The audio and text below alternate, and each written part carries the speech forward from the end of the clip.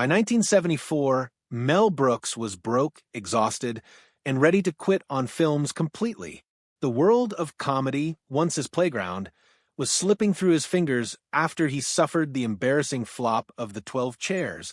That movie, his sequel to The Producers, had lost its audience, and with a new baby at home, he was desperate, not knowing how he would keep putting food on the table for his family. His wife, actress Anne Bancroft, was climbing steadily in her own career, but Brooks himself saw the well of possibility drying up. He later admitted that he was full of fear and doubt then. He didn't have a car or savings or a baby to support. Then, just when it seemed his Hollywood venture was about to fall apart, a strange script appeared on his desk. On initial inspection, it appeared less like a lifeline and more like a trap, a crazy satire involving a black sheriff station to guard an all-white western town. The project had been rejected by each of the other directors who had considered it. The racial content was too raw, the dialogue too graphic, and the concept of ridiculing sacred Hollywood convention too daring for the early 1970s studios. But what Brooks did with it would not only save his career from the edge, but trigger one of the most tumultuous and contentious productions in Hollywood history. Behind the guffaws, the production of Blazing Saddles would be attended by catastrophes, betrayals, lawsuits, and tragedies that still shadow its legacy today. The concept did not even originate with Brooks. It began in 1971 with a 26-year-old author named Andrew Bergman. Bergman, a nobody at the time, had penned a novella called Tex X, a satire novel about a black sheriff whose name was based on Malcolm X. His aim was not exactly subtle. He set out to demolish the whitewashed fantasies of Hollywood westerns by putting a black man not as psychic or punchline, but at the very pinnacle of power within the Old West. Warner Brothers purchased the script, but within moments executives were in a state of panic. The tale was bold, pointed, and replete with calculated provocation. When racial tensions in America were still high, they could hardly envision releasing a movie with direct racial language, much less humor that destroyed one of Hollywood's favorite genres. James Earl Jones was considered for the lead, and Alan Arkin was briefly attached to direct.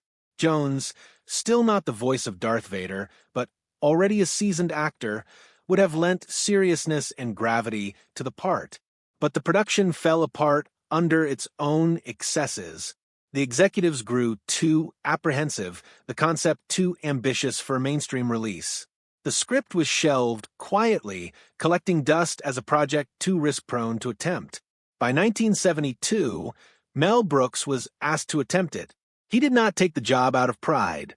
Afterwards, he confessed candidly that he did it out of desperation. He needed the paycheck, and at the time his career had limited other options. But instead of diluting Bergman's initial vision, Brooks doubled down on it. He brought in more writers, Norman Steinberg, Alan Ugger, and the iconic Richard Pryor, to develop and reimagine the screenplay into something still more outlandish than the studio had dreaded. Their initial draft swelled to an astonishing 412 pages, which would have equated to a whopping 8 hours of screen time. It was a madhouse collaboration, but Brooks relished the madness. He even put up a sign in the writer's room that read, "Do not write a courteous script," and no one did.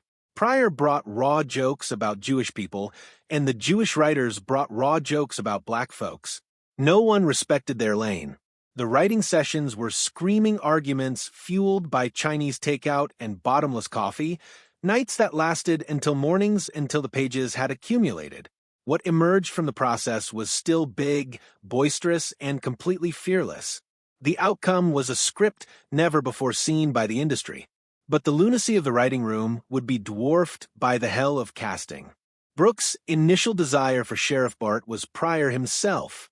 Pryor had played a crucial role in establishing the voice of the movie, and his refusal to excise the raw racial words had served to maintain its integrity. But Warner Brothers hesitated.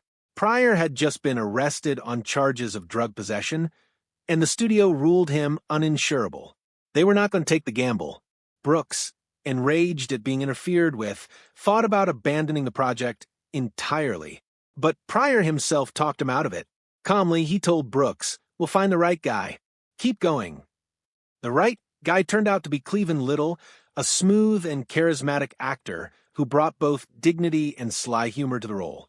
Although Pryor's non-appearance remains one of the all-time Hollywood what-ifs, particularly considering 2 years later he and Gene Wilder would become an iconic comedy team, Little's work became the film's core. His dry looks, delivery, and calm authority propelled the movie in a manner even fewer could have anticipated. If it was a challenge to cast the sheriff, discovering the Waco Kid was on the brink of disaster. Brooks first solicited John Wayne, the Western King. Wayne had read the script, laughed until it hurt, but told Brooks the script was too filthy for his carefully constructed image. He wished him well and vowed to be in line at the theater first, but he refused. Brooks then solicited Dan Dailey, a seasoned musical star who possessed the horsemanship ability the role demanded. But Dailey's eyesight was fading and he was almost blind, so he had to withdraw. Finally, Brooks cast Gig Young, a veteran Oscar-winning actor. But Young was alcoholic, and on his first day on the set, catastrophe occurred. On the jail cell set, Young started shaking uncontrollably and vomiting green bile. Brooks initially believed that it was a stunt, and only later discovered that Young was undergoing alcohol withdrawal. He was hospitalized and never made it back to the production. He also sued Warner Brothers for breach of contract, which added some legal heat to the production. Years later, his life took a darker turn. Young killed his wife in 1978 and then took his own life, leaving his short and catastrophic Blazing Saddles stint as a chilling footnote to Hollywood tragedy. Desperate, Brooks turned once more to Gene Wilder. Wilder had previously turned down the villain role, but agreed to rethink it after Brooks telephoned in a panic. He fittingly donned the Waco Kid's attire, and something snapped into place. His laconic, eccentric energy gave exactly the counterpoint required to Cleavon Little's assurance. Together, they created a chemistry that grounded the film, taking what had been a production bogged down in disaster and turning it into one driven by genius. But still, the chaos didn't cease. After the film was finished and shown to Warner Brothers executives, the reaction was abysmal. They sat stone-faced in front of fart gags, racial epithets, and even a man punching a horse. No one laughed.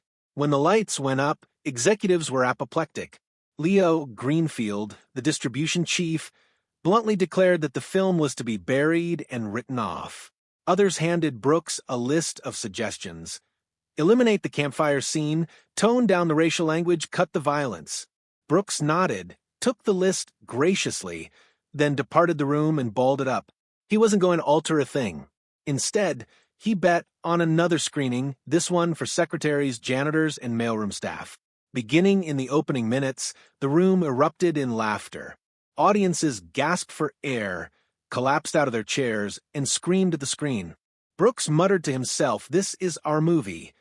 Executives did not have any choice but to rethink. Even so, Warner Brothers covered its bets.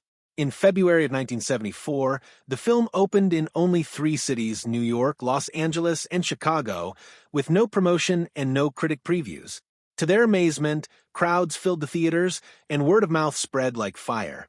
By spring, the movie was released everywhere, including in suburban theaters where Warner Brothers had predicted it would fail. Rather, it was selling out every night. Critics were mixed, some labeling it vulgar, others genius, but nobody cared. At the end of 1974, Blazing Saddles had made $119.6 million on a $2.6 million budget and was the #1 movie of the year. Inflated for inflation, its box office haul would be near $600 million today, a mind-boggling amount. What executives had almost killed became a sensation. The movie had subtext and intrigue hidden beneath.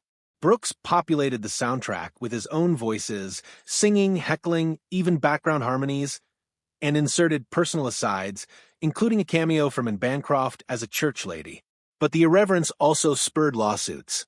Actress Hedy Lamarr sued Warner Brothers for $10 million upon discovering Harvey Korman's villain was named Hedley Lamarr. Brooks even satirized the lawsuit in the script itself. The case was ultimately settled discreetly. The production also had the specter of Gig Young's senseless doom hanging over it. Even in the midst of comedy, reminders of Hollywood's darker aspects persisted. For Warner Brothers, success with the film resulted in efforts to cash in further. In 1975, CBS broadcast a half-hour pilot called Black Bart, with Lou Gossett Jr. as Bart. Without the coarse language and shock humor, the translation did not work. It was only broadcast once before being put on the shelf. Years later, an online urban legend purported that Warner Brothers secretly filmed several seasons to keep sequel rights, but the rumor was subsequently debunked as a hoax. In reality, Black Bart only was one episode, an odd sidebar to the tradition of Blazing Saddles. The movie came to be accepted in time as one of the greatest comedies ever produced. The American Film Institute ranked it 6th on its list of the 100 funniest movies in 2000, and the Library of Congress added it to the National Film Registry in 2006. But the controversy never really went away. In 2024, when HBO Max released the film, it preceded it with a 3-minute introduction by scholar Jacqueline Stewart, which explained the racial intent and language, which caused controversy all over again. Some felt that context was needed, others that it blunted the rawness of the comedy. Years before, Brooks had even forecast this. In 2017, he declared political correctness the killer of comedy, claiming that Blazing Saddles simply could never be produced today. He wasn't making the case for cruelty, only that comedy has to be willing to take risks and make people uncomfortable in order to uncover hypocrisy. Without risk, he felt, art has no bite. The laughter covered up the shadows. Gig Young's tragic death, the lawsuits, the aborted spin-off, all reminders that comedy springs from chaos. But Blazing Saddles survived not just because it was funny, but because it compelled audiences to confront their discomfort. Half scandal, half work of genius, it's one of the oddest Hollywood tales ever told. 30 years later, it's still a mystery. If the movie were released today, would it survive the backlash, or would it be put underground before audiences ever got a chance to see it?